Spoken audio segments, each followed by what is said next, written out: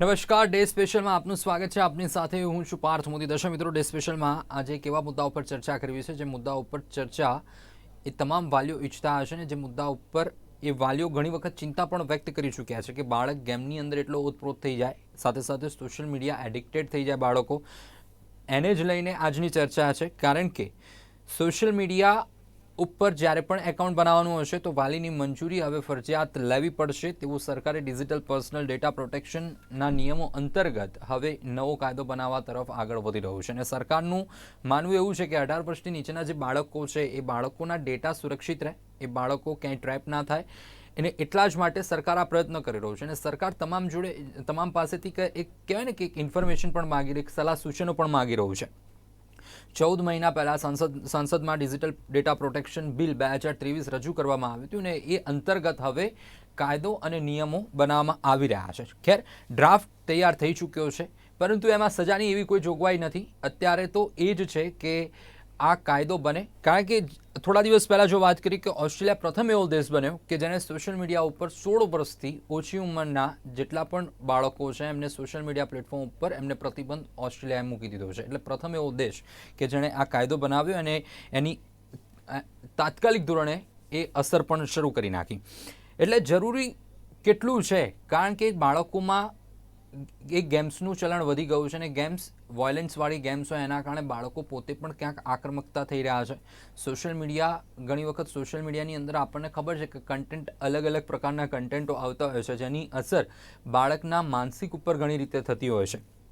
એટલે આ નિયમ કે આ રીતેની પરમિશનવાળી કેટલી જરૂર છે અને બાળકોના ડેટા લીક ન થાય કે પછી વધારે પડતા કોઈ બાળકોનું કહેવાય ને કે ટ્રેપ કે એનો કોઈ વધારે પડતો મિસયુઝ ન થઈ જાય, એના માટે સરકાર ક્યાંક એક પ્રયત્નશીલ છે. કેટલું જરૂરી છે આ રીતેના નિયમો લગામ લગાવવી, કેટલી જરૂરી છે, આ જ મુદ્દે ચર્ચા કરીશું. ચર્ચામાં આપણી સાથે જોડાયા છે મનોચિકિત્સક કલરભાઈ મિસ્ત્રી. કલરભાઈ, આપનું સ્વાગત છે કાર્યક્રમમાં.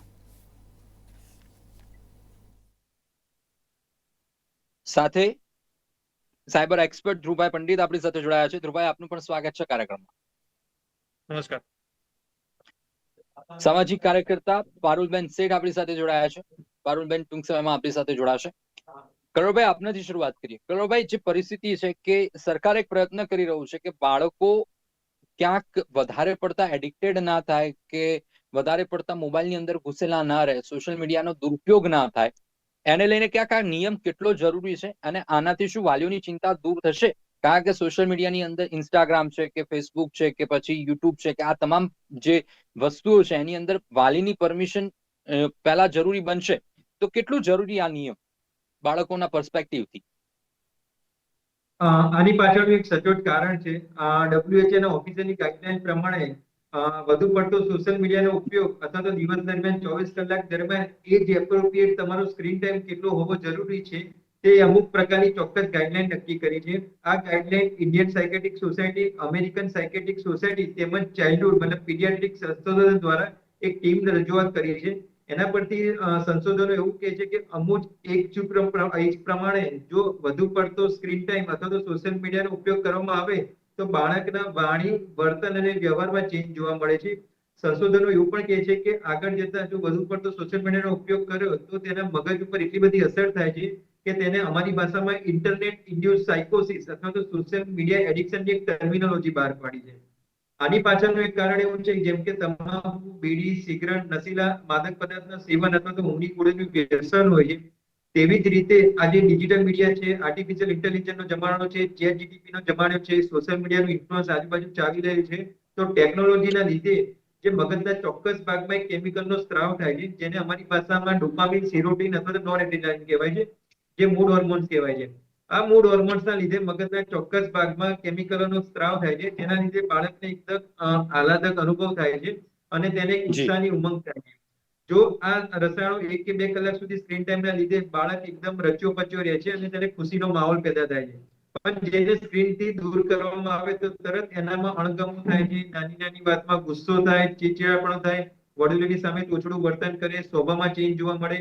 એટલી હદે ચાઇલ્ડ અને પેરેન્ટ્સ ગાઈડન્સ ક્લિનિક દ્વારા જે માતા પિતા તરફથી, શિક્ષકો તરફથી અથવા તો ટીચર તરફથી કમ્પ્લેન આવે છે કે બાળક સફેદ જૂઠ બોલે છે અને એટલું હદે પણ એવું કે થાય છે ક્યારેક આત્મહત્યાની ધમકી અથવા તો સુસાઇડની પણ ધમકી આપે છે. તો આ બધા જે બાળકોમાં ચેન્જીસ જોવા મળ્યા છે, આપણે જેનઝીની વાત કરીએ છીએ, આલ્ફા જનરેશનની વાત કરીએ છીએ, જે ટેકનોલોજીની સાથે જે બાળ માનસિકતા ઉપર અસર થઈ રહી છે, તેના જોઈને ગવર્મેન્ટ જો આ ગાઈડલાઈન નક્કી કરે તો આગળના ભવિષ્ય માટે ખૂબ જ જરૂરી છે અને આસપાસના સમાજ માટે પણ ખૂબ જ જરૂરી છે. બિલકુલ, બાળકો માટે પણ જરૂરી છે અને સમાજ માટે પણ એટલું જ જરૂરી છે, કારણ કે બાળકોને જ કહેવાય ને કે ભારતનું એક ભવિષ્ય આપણે માનતા હોઈએ છીએ. જે રીતે પારુલબેન આપણી સાથે જોડાયા છે. પારુલબેન, આપનું પણ સ્વાગત છે, સામાજિક કાર્યકર્તા. પારુલબેન, જે પરિસ્થિતિ છે અત્યારે કે બાળકોમાં એક મોબાઈલનો ઉપયોગ એક વ્યસનની જેમ જોવા મળી રહ્યો છે, કે સતત મોબાઈલની અંદર રહેવું, 24 કલાકમાંથી મોસ્ટ ઓફ ટાઈમ નવરા પડ્યા એટલે મોબાઈલનો ઉપયોગ. આવા કોઈ અનુભવ છે આપની સાથે કે કોઈ બાળકો આ રીતે કોન્સ્ટન્ટ મોબાઈલનો ઉપયોગ કરતા હોય અને વાલીઓની કોઈ કમ્પ્લેન આવી હોય? બહુ જ આ પ્રકારના પ્રશ્નો આવી રહ્યા છે. જી કારણ કે ખાસ કરીને અમે જે વિસ્તારમાં બાળકો સાથે કામ કરીએ છીએ ત્યાં આગળ બાળકો આ પ્રકારના દૂષણમાં ખૂબ રોકાયેલા છે. મા બાપો પાસેથી ફોન લઈ લે. હવે પેલા તો બાળકો પાસે એટલા ફોન હોતા નહીં એક્સેસ, પણ હવે તો બાળકો પાસે પણ ફોનનો એક્સેસ હોય છે. એટલે અને અમે જે કરીએ ત્યાં વિસ્તારોમાં તો વાલીઓને એવી સમજ પણ નથી હોતી કે આનો ઉપયોગ કેવી રીતે કરાય અથવા તો બાળકો ઉપર કંટ્રોલ કેવી રીતે રખાય. એટલે બાળકો એનો એટલો બધો દુરુપયોગ કરતા હોય છે. એક અનુભવ અત્યારે શેર કરું તો કોરોના પછી પરિસ્થિતિમાં ખૂબ ફેરફાર થયો. એટલે અમે લોકોએ વિચાર્યું કે આપણે શું બાળકોની જરૂરિયાત છે, એમાં શું બદલાવની જરૂર છે, આપણા કામમાં આપણે શું બદલાવ કરીએ તો એની જરૂરિયાત આપણે સમજીએ. એટલા માટે અમે બધા જ વિસ્તારોમાં ફરીને બાળકો સાથે, વાલીઓ સાથે, શિક્ષકો સાથે બધાની સાથે વાતચીત કરીને સમજવાનો પ્રયત્ન કરતા હતા. હવે આવી જ એક મીટિંગ દરમિયાન એક બાળક ફોન હાથમાં લઈને આવ્યું ને એ આમ અમારી સાથે મીટિંગમાં ના બેઠો, પણ બહાર બેઠા બેઠા એ પોતાના મોબાઈલ પર કંઈક કર્યા કરે. એટલે મેં એને મીટિંગમાં બેસાડવા માટે બોલાવ્યો. પછી કે આવ્યો, બેઠો. પછી મેં કીધું, આ મોબાઈલ તારો પોતાનો છે કે કોનો છે? તો કે હા, મારો પોતાનો છે. મેં કીધું, તારો પોતાનો એટલે તારા મમ્મીનો, પપ્પાનો, કોનો છે? તો કે નહીં, મેં પોતે લીધો. મેં કીધું, તું કામ કરે છે? હાર્ડલી 10-12 વર્ષનો બાળક. જી તો મને કે ના, હું કામ નથી કરતો. તો મેં કીધું, તારી પાસે આ મોબાઈલ ના પૈસા કેવી રીતે આવ્યા? તું કેવી રીતે મોબાઈલ ખરીદે? એટલે સાવ શ્રમજીવી વિસ્તારનો આ બાળક. પછી મેં કીધું, તું સ્કૂલમાં ભણે છે? તો કે હા, હું ભણતો હતો. મેં કીધું, ભણતો તો એટલે અત્યારે સ્કૂલ બંધ છે, તું ઓનલાઈન જોડાય છે કે નહીં? તો કે ના રે ના, એમાં તો બહુ કંટાળો આવે, હું તો કયું ઓનલાઈન જોડાતો નથી.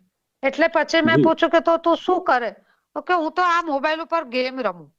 મેં કીધું, પણ ગેમ તો કઈ ગેમ રમે? એટલે બધી એવી ગેમ કે જે આપણા દેશમાં પ્રતિબંધિત છે, આ બધી જ ગેમ એ રમે છે. અને પછી મેં કીધું કે તો તું પૈસા કે છે કે તો ક્યાંથી આવે? તો કે આ ગેમ રમીએ ને એટલે ગેમમાં અમુક લેવલ હોય, એ લેવલમાં રમતા રમતા રમતા પછી આગળ સૌથી તમે ટોપ પર પહોંચી જાવ, પછી જેને નહીં આવડતું હોય એને મારે વેચી દેવાનું. એટલે મને એના 2000, 5000, 10,000 એટલા રૂપિયા આપે અને એટલે હું વેચી દઉં અને પાછો નવેસરથી રમવા માંડું. એટલે મને તો એમ કે પાછા બીજી વાર વેચી દઉં તો મને તો કેટલા પૈસા મળે. આવી રીતે પૈસા મળતા હોય તો ભણીને શું ફાયદો? હું તો આ સાંભળીને એટલી છક થઈ ગઈ કે આ પરિસ્થિતિ જો આ બાળકોની થાય, હા, કે અને એ ગેમ્સ બધી એવી કે જે જી ગેમ એનાથી જી ખૂબ જી જ નુકસાન એટલે થાય. ક્યાંક આ જ પરિસ્થિતિ છે કે આ પરિસ્થિતિ જે બાળકોને નુકસાન કરાવી રહી છે, એના માટે સરકાર પણ વિચારી રહ્યું છે. ધ્રુવભાઈ, જે પરિસ્થિતિ છે, એઝ અ સાયબર એક્સપર્ટ શું લાગી રહ્યું છે કે આ નિયમ કેટલો જરૂરી છે? સરકાર જે લાવી રહ્યું છે અને બાળક જે રીતે digital personal data protection act અંતર્ગત કદાચ આ નિયમ આવે અને એની અંદર અત્યારે તો ડ્રાફ્ટ બનાવવાની શરૂઆત થઈ ચૂકી છે, કાયદાની કવાયત થઈ રહી છે, પરંતુ બાળકોના જે ડેટા લીક થાય કે પછી બાળકો ઘણી વખત ટ્રેપ થઈ જતા હોય છે, આ પરિસ્થિતિ સોશિયલ મીડિયાની અંદર આપણે જોઈએ છીએ અને સમાચારમાં આવે છે. આ કેટલું જરૂરી છે આજના સમયે? ઓસ્ટ્રેલિયા જે વિકસિત દેશ છે, એણે પણ સ્ટેપ લઈ લીધું છે. હવે આપણે એ વિષય ઉપર આગળ વધી રહ્યા છે, કેટલું જરૂરી? આપણે જે આ નવો લો આવ્યો છે, digital personal data protection act, આ 2017 થી ડ્રાફ્ટિંગ ચાલી રહી હતી. ગયા વર્ષે જી 2023માં, ગયા વર્ષે પણ નહીં, 2023માં 30 ઓગસ્ટે આ બિલ પહેલી વાર પાર્લિયામેન્ટમાં લોન્ચ થયો. એના પછી આખું એક વર્ષ આને એનાલિસિસ કરીને આના જે રૂલ્સ બન્યા ને, એમાં સૌથી પહેલા સેન્સિટિવ એરિયા આવ્યું આપણું CSAM, બરોબર. જે CSM છે એ છે ચાઇલ્ડ સેક્સ્યુઅલ અબ્યુઝ મટીરિયલ. એટલે જેટલા પણ માઇનરમાં લોકો આવે છે 18 વર્ષથી નીચેના લોકો, એ લોકોને પેરેન્ટલ કન્સેન્ટ અને પેરેન્ટલ કંટ્રોલ લઈને જ એક સોશિયલ મીડિયાનો ઉપયોગ કે OTT પ્લેટફોર્મ્સ કે ગેમ્સ કે કોઈ બી ઇન્ટરનેટ માધ્યમથી એમને કોઈ પણ એક્ટિવિટીઝ કરવી છે એમાં એમનું કન્સેન્ટ હોવું કમ્પલસરી એક રૂલમાં એક આવું પોઈન્ટ છે. હવે આ ફરજિયાત હોવું બહુ જરૂરી છે. એનો રીઝન એ છે કે જે CSM છે ચાઇલ્ડ સેક્સ્યુઅલ અબ્યુઝ મટીરિયલ, એ ઇન્ડિયામાં સૌથી વધારે વાયરલ છે ઇન્ટરનેટ પ્લેટફોર્મ પર. આજની ડેટમાં તમે અગર જોશો તો 18 વર્ષથી નીચેના જેટલા પણ માઇનસ છે, basically specifically from the 14 to 18 years of between age, એ લોકોના સાથે સૌથી વધારે ઇન્ટરનેટનો યુઝેજ છે. એ લોકોને જી ઇન્ટરનેટ પર સૌથી વધારે એવી એક્ટિવિટીઝમાં એ લોકો ઇન્વોલ્વ છે જે બધું મોસ્ટલી 18+ કન્ટેન્ટ હોય છે. હવે આ બધી વસ્તુઓ અગર હમણાંથી આ એજ ઉપર અગર એ ઇમ્પેક્ટ થાય તો ઓન ગોઈંગ ફિલ્ડમાં જ્યારે એ લોકો એક ટીનેજર ફિલ્ડ પર એડલ્ટમાં જાય છે, જ્યારે 21, 22, 23 પર, ત્યાં સુધી તક એક બહુ ડેન્જર રૂપમાં જઈ શકે છે. આનો એક રિયલ એક્ઝામ્પલ અગર તમને વાત કરું ને તો આજથી 1 વર્ષ પહેલા ગુડગાંવમાં એક ગાંવ છે નું ગાંવ કરીને. ત્યાં જ્યારે સાયબર ફ્રોડ પકડાયા હતા, જે હેકર્સ પકડાયા હતા, એ મેજરલી માઇનર એજના હતા.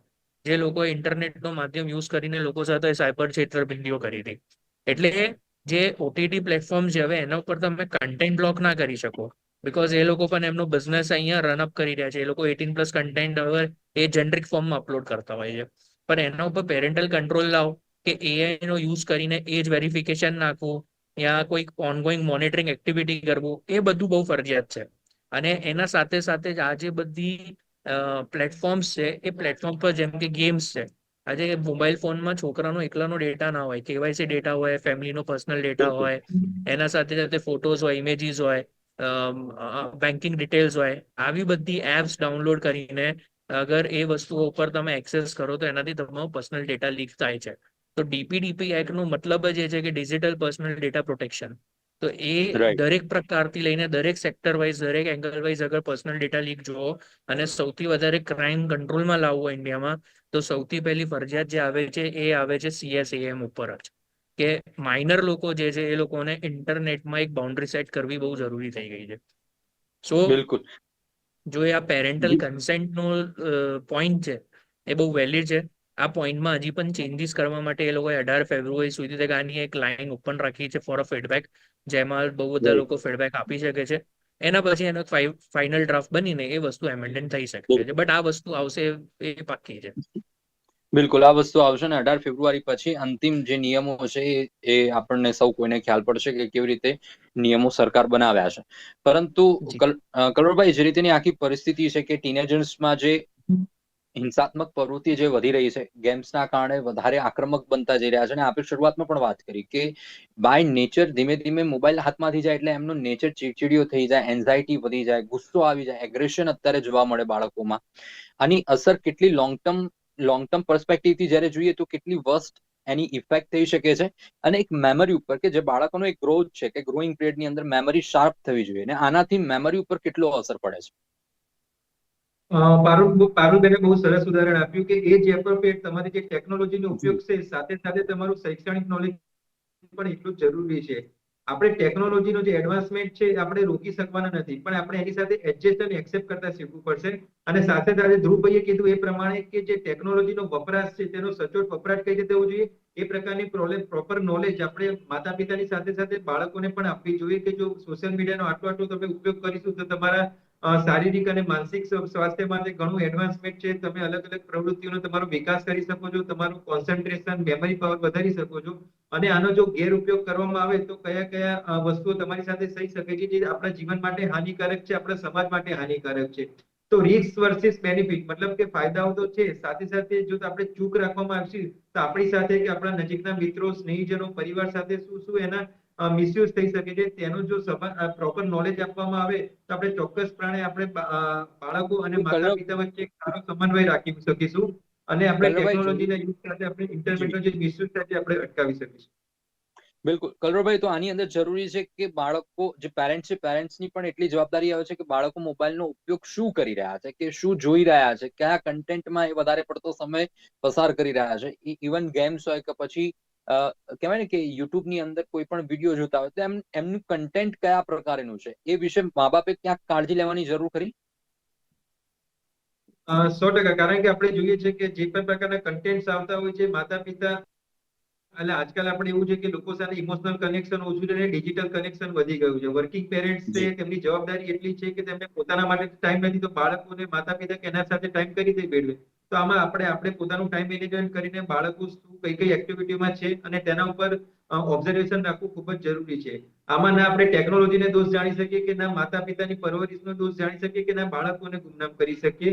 આમાં સાથે મળીને એક સહિયારો પરિવાર કરવામાં આવે અને સાથે સાથે ડિજિટલ કનેક્શન દૂર કરીને જો ઇમોશનલ બોન્ડિંગ વધારવામાં આવે તો બાળકો ડિસ્ટ્રેક્ટ નહીં થાય અને સાથે આપણે એને સારી વર્તણૂક ઉપર નોલેજ મેળવી શકીએ છીએ. તો જે ઓબ્ઝર્વેશન સ્કિલ છે અને બાળકો સાથે એક ડોમિનેટિંગ થઈને તેને ઠપકો આપ્યા વગર એક ફ્રેન્ડલી રિલેશનશિપ બનાવીને જો તેની સાથે ઇમોશનલ શેર કરવામાં આવે તો આપણે બાળક ઉપર અંકુશ રાખી શકીએ છીએ અને તે કઈ પ્રકારની એક્ટિવિટી કરે છે તેના ઉપર પણ આપણે નજર રાખી શકીએ છીએ. બિલકુલ, ડેફિનેટલી. એટલે કે એક રીતે ડિજિટલ ડિટોક્સ કરવાની જરૂર છે કે બાળકો જેટલો લાંબો સમય સુધી કે જેટલી એજ સુધી એ જો ડિજિટલ ડિટોક્સ રહે કે ડિજિટલી એ એક વર્તુળમાં ના આવે એટલું જરૂરી છે. પારુલબેન, જે રીતે ઇમોશનલ બોન્ડ વધારવાની ક્યાંક બાળકો અને વાલીઓ પ્રત્યેની જરૂરિયાત છે, ક્યાંક જે રીતે ધ્રુવભાઈએ વાતચીત કરી કે જે અમુક કન્ટેન્ટો આવે છે બાળકોને ક્યાંક એમના માનસિક ઉપર અસર કરી રહ્યા છે, આપે જે ઉદાહરણ આપ્યું, શું લાગી રહ્યું છે કે આમાં વાલીઓનો રોલ કેટલો મહત્વનો સાબિત થાય છે?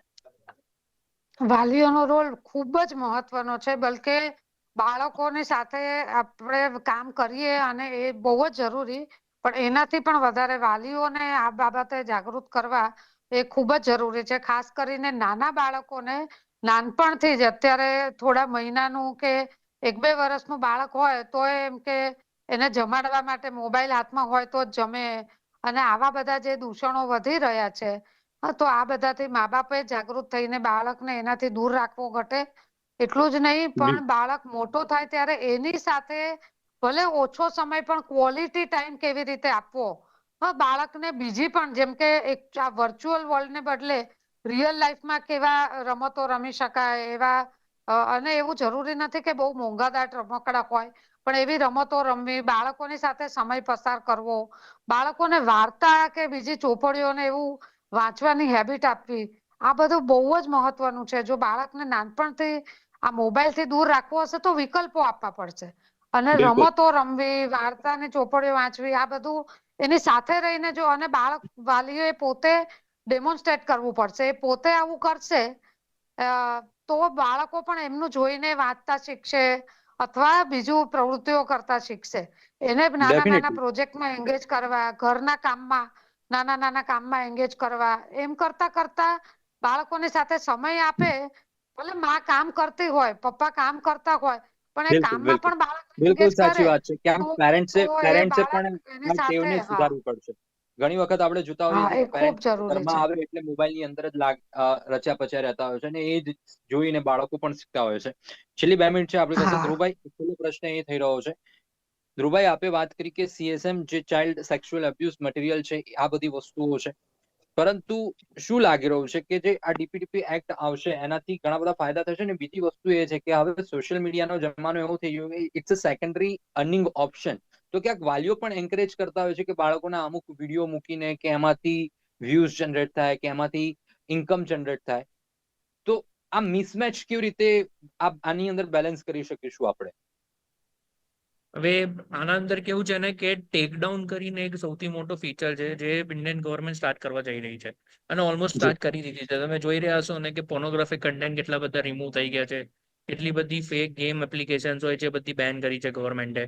તો હવે જે વાલીઓ રીલ્સ બનાવતા હોય છે, આજે ઇન્ટરનેટ માધ્યમ પર તમે તમારા નાના છોકરા સાથે ફોટો અપલોડ કરો એ ક્રાઇમ નથી, બટ તમે ક્યાંક એવી રીલ્સ બનાવી રહ્યા છો જે 18+ કન્ટેન્ટનો રીલ છે, કોઈક એનિમેશન એવો છે, અને તમે એમાં તમારા માઇનર્સ કિડને as an actor by actress રીતે તમે રીલમાં પ્રમોટ કરી રહ્યા છો, કે તમે કંઈક તમારી કોઈ પ્રોડક્ટ સેલ કરવા માટે કોઈનો આવી રીતે ચાઇલ્ડનો ઉપયોગ કરીને એને એઝ એન રીલમાં નાખો છો. એ બધા કન્ટેન્ટ ઉપર બહુ લીગલ વેરિફિકેશન હોવું જરૂરી છે. આજે જ્યારે ચાઇલ્ડ લેબરની વાત કરીએ ને, તો ચાઇલ્ડ લેબર ખાલી એટલું ના હોય કે કોઈ હોટલ કે રેસ્ટોરન્ટમાં કે કોઈ પણ જગ્યાએ જઈને એ ચાઇલ્ડ લેબર કામ કરતો હોય તો ચાઇલ્ડ લેબર લાગે. તમે આજે ઓનલાઈન કોઈ છોકરાને તમે જે માઇનરમાં આવે છે એનાથી તમે કન્ટિન્યુઅસ શૂટ કરાવો, એને તમે એઝ એન મોડલ તમે યુઝ કરો અને ઇન્સ્ટાગ્રામ પર તમે તમારી પ્રોડક્ટ્સને પણ પ્રમોટ કરો, તો એ પણ એક ચાઇલ્ડ લેબર એક્ટિવિટી છે. કારણ કે તમે એ કામ કરવા માટે છોકરાને પૈસા આપી રહ્યા છો, એને પ્રોત્સાહન આપી રહ્યા છો, તો એ આજે ભણવાની જગ્યાએ એ બધી વસ્તુઓ ઉપર ફોકસ કરશે. તો તમારી જે વાત છે કે જે રીલ્સ ને વ્યૂઝ છે એના ઉપર પણ પેરેન્ટલ કંટ્રોલ અને ચાઇલ્ડ મોનિટરિંગનો એઆઈ થી ઉપયોગ કરીને ઓનગોઈંગ મોનિટરિંગ આવશે જ, અને ઓલરેડી ગવર્મેન્ટે સ્ટાર્ટ પણ કરી દીધું છે આ બધું. બિલકુલ. એક છેલ્લો પ્રશ્ન, કલરભાઈ, આ કહેવાય ને કે એક નાનકડા ગ્રેટિફિકેશન માટે કે હવે બાળકોમાં પણ એ હોડ લાગી ચૂકી છે કે ક્યાંક કહેવાય ને કે ત્વરિત ગ્રેટિફિકેશન મળી જાય, કે કંઈક ડાન્સ કર્યો કે કોઈ એવી વાત કરી તો એમાં લોકો તાળીઓ પાડે ને લોકોને મજા આવે ને લોકો સારી સારી વાતો કરે. તો આ ગ્રેટિફિકેશન ક્યાંક બાળકો પણ એક રીતે એડિક્શન વ્યસની બની ચૂક્યા છે ડિજિટલના, ને હવે આમાંથી બહાર નીકળવું છે તો શું રસ્તો? 60 સેકન્ડમાં જવાબ આપો. માધ્યમના દર્શક મિત્રોને ચોક્કસ કહીશ કે તમારો સેલ્ફ એસ્ટીમ કે તમારો હેપીનેસ ઇન્ડેક્સ એટલો હાઈ રાખો કે તમારે પોતાના એચિવમેન્ટ માટે કે તમારે પોતાની ખુશી માટે કોઈનો ઓપિનિયનની જરૂર ના પડે. આજકાલ આપણે જોઈએ છે કે મારા કેટલા ફોલોવર્સ છે, મને કેટલી લાઇક્સ મળી, કેટલી કોમેન્ટ્સ આપી, મારા મિત્રો કેટલા મને રિસ્પોન્સ આવે છે, એ પ્રમાણે તમારા મૂડ સ્વિંગ્સ થતા રહે છે. મતલબ કે આપણી જે ઇમોશન્સ છે એ બીજાના ઓપિનિયન ઉપર ડિપેન્ડ રહે છે. એના કરતા જો આપણો તમારો સેલ્ફ કોન્ફિડન્સ વધારો અને તમારું સોશિયલ સર્કલ એટલું નેટવર્કિંગ વધારો કે જેના લીધે તમારે ડિજિટલ ડિસ્ટ્રેક્શન દૂર થઈ જાય અને તમે ડિજિટલ. બિલકુલ. દર્શક મિત્રો, જે રીતે બાળકોના સોશિયલ મીડિયા પર લગામ જરૂરી છે, આ મુદ્દે જ્યારે ચર્ચા થઈ, આપણી સાથે કલરવભાઈ જોડાયા, ધ્રુવભાઈ જોડાયા, પારુલબેન જોડાયા, ત્રણે અમારી સાથે જોડાયા, દર્શક મિત્રોને માહિતી આપી એ બદલ ત્રણેયનો આભાર. Thank you very much. Social media પર લગામ કેટલી જરૂરી આપણે આ જાણ્યું, અને કેમ જરૂરી છે, કારણ કે બાળકો પોતે એક વ્યસની ના બની જાય, બાળકોના જે ડેટા છે એ લીક ના થઈ જાય. અમુક કન્ટેન્ટ એવા છે કે જે બાળકોના મગજ ઉપર સીધી રીતે અસર કરી શકે છે. ગેમ્સ એવી છે કે જે બાળકોની આક્રમકતાની અંદર વધારો કરે છે. તો આ મુદ્દે પણ સરકાર હવે પગલાં લઈ રહ્યું છે. 18 ફેબ્રુઆરી પછી અંતિમ જે કાયદાઓ બનાવવામાં આવશે, કે જે નિયમો સામે આવશે, આપણને ખબર પડશે. પરંતુ જરૂરી તો એ જ છે કે 18 વર્ષથી નીચેના જે બાળકો છે એમની અત્યારથી જ પ્રોટેક્શન, સોશિયલી પ્રોટેક્શન ખૂબ જરૂરી છે. આજની રજૂઆતમાં અત્યારે બસ આટલું જ. ફરીથી મળીશું. નમસ્કાર.